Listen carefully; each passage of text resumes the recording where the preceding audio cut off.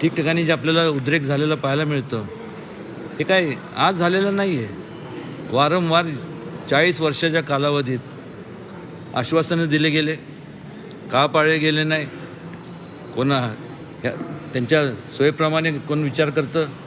पण कुठंतरी आज राजकारण विरहित आज समाज ह्या नात्याने जसं प्रत्येकाला समाजाला वाटतं की आपल्याला न्याय मिळाला पाहिजे, तसं मराठा समाजाची जर ही भावना असेल तर त्यात चुकीचं काय आहे?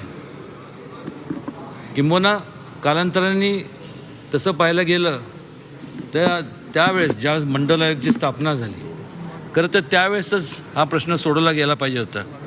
कोणी सोडवला नाही, का सोडवलं नाही या तपशिलात मला जायचं नाही. पण त्यावेळेस झालं असतं तर आज एवढ्या मोठ्या प्रमाणावरती जे काय आपण जाती तेढ निर्माण झालेलं पाहायला मिळतं